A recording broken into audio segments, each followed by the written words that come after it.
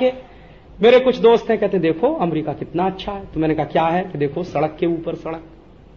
हाँ, यही बहुत बड़ी भारी बात। एक सड़क, उसके ऊपर सड़क, फिर उसके ऊपर सड़क, तो 3-3 सड़क, तो 4-4 सड़क। देखो कितनी चौड़ी चौड़ी सड़क, कितनी लंबी लंबी सड़क, कहीं गड्ढा नहीं है, कहीं कुछ नहीं है, कहीं कुछ नहीं है।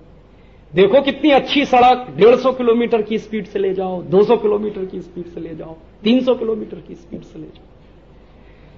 फिर उससे ज्यादा पूछिए कि भाई जरा ये बताओ इस सड़क पे बलात्कार कितने होते हैं, तो आपकी रूह कांप जाएगी अगर आप उनके आंकड़े सुनेंगे तो। न्यूयॉर्क अमेरिका का हार्ट माना जाता है। न्यूयॉर्क का हार्ट माना जाता है एक इलाका, हालांकि अमेरिकी उसको स्वीकार नहीं करते। मैं कहता हूं हार्लेम। अमेरिका देखना हो तो हार्लेम में जाइए पहले, तब आपको दिखाई देगा कि अमेरिका का असली चेहरा क्या है।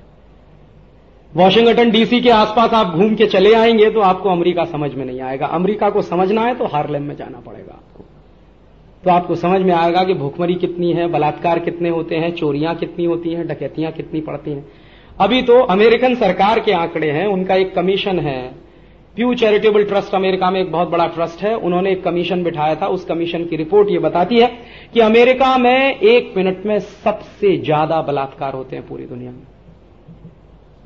अमेरिका में 1 मिनट में सबसे ज्यादा मोलेस्टेशन के केसेस होते हैं। अमेरिका में 1 मिनट में सबसे ज्यादा छेड़खानी की ऐसी घटनाएं होती हैं जिनमें कई बार मृत्यु तक हो जाती है। अमेरिका में सेक्स और सेक्स से संबंधित बीमारियों से मरने वाले लोगों की संख्या दुनिया में सबसे ज्यादा। और ऐसी ऐसी बातें आप सुनते चले जाइए तो आपका दिल कांप जाएगा। और क्राइम अमेरिका में लगातार बढ़ रहा है, किसी के रोके नहीं रुकता है। अमेरिकन सरकार का जो बजट आता है, या ऐसे माने कि अमेरिकन सरकार का जो नेट रेवेन्यू कलेक्शन है, उसका करीब करीब 15 से 20% क्राइम को रोकने में खर्च होता है, नेट रेवेन्यू कलेक्शन का। फिर भी क्राइम रुकता नहीं है। और क्राइम किस लेवल के होते हैं? 11 साल का बच्चा बंदूक निकाल के 5 बच्चों को मार देता है अपने स्कूल में। वॉशिंगटन में अभी हुआ, वॉशिंगटन डीसी। 13 साल का बच्चा जेब में रिवॉल्वर लेके आता है, क्लास में शूट कर देता है अपने अध्यापक को, क्योंकि अध्यापक ने उसको पनिशमेंट दिया। 12-15 साल के 10-12 बच्चे खुली जीप में बैठते हैं और दनादन गोलियां चलाते हुए निकलते हैं। बाद में पुलिस उनको अरेस्ट करती है, पूछती है कि तुमने ये क्यों किया? For the sake of the fun. Thrill है इसमें, रोमांच है ये करने में। वो अमेरिका है। क्लास में कोई टीचर पढ़ाए और बिना बेइज्जत होके निकल आए तो ये आश्चर्य की बात मानी जाती है। वहां कोई भी क्लासरूम में टीचर घुसे और वो टीचर बिना बेइज्जत होके उस दिन बाहर निकले तो मान लीजिए आपने बहुत बड़ा किला फतेह कर लिया। बच्चे जिस तरह की बेइज्जती करते हैं अपने अध्यापकों की, आप उसकी कल्पना नहीं कर सकते। और किससे तो यहां तक है कि बच्चों के अपने अध्यापकों के साथ किस तरह के रिश्ते होते हैं, आप उसकी कल्पना नहीं कर सकते। अमेरिका वो देश है जहां होमोसेक्सुअलिटी सबसे ज्यादा है। बिल क्लिंटन ने राष्ट्रपति बनने के बाद जो सबसे पहला कानून बनाया अपने देश में, होमोसेक्सुअल लोगों को शादी करने की छूट दी। पुरुष पुरुष से शादी करे, महिला महिलाओं से शादी करे। फिर दूसरा कानून बनाया बिल क्लिंटन ने कि आर्मी में, नेवी में होमोसेक्सुअल्स की भर्ती हो सकती है, जो अब तक पाबंदी लगाई गई थी जिस पर। तो 50 बार सोचिए भारत को अमेरिका बनाने से पहले, 50 बार सोचिए भारत को यूरोप बनाने से पहले। मेरा अपना मानना यह है कि हिंदुस्तान को आप हिंदुस्तान ही रहने दीजिए, इसको अमेरिका बनाने की कोशिश मत करिए, यूरोप बनाने की कोशिश मत करिए, इसको भारत ही रहने दीजिए। हां, इतना जरूर करिए कि भारत के भारतीय रहने में जो गड़बड़ियां पैदा हो गई हैं पिछले 1-1.5 हजार साल में, इनको दुरुस्त कर लीजिए तो ये समाज बहुत आगे निकल जाएगा।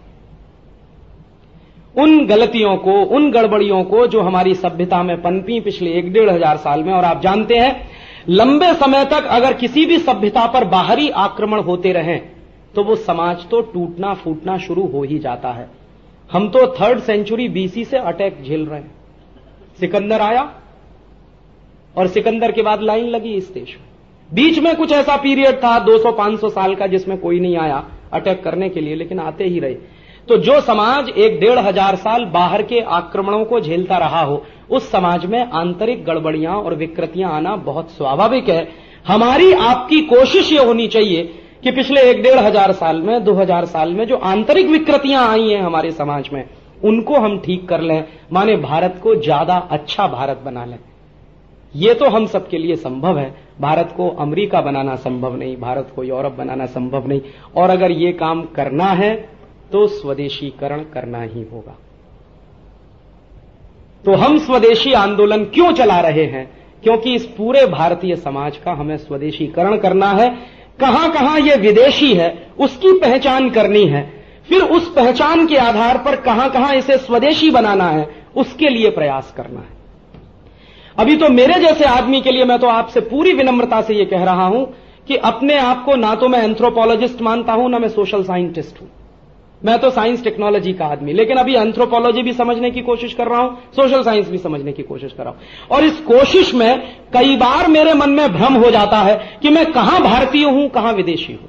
अपने जीवन के बारे में मैं बात कर रहा हूं। अपने पूरे चित्त के साथ, अपने पूरे मन की शुद्धि के साथ मैं स्वदेशी बनने की कोशिश में लगा हुआ हूं, लेकिन कई बार ऐसा होता है कि मैं वहां पे विदेशी हो जाता हूं, स्वदेशी नहीं रह पाता।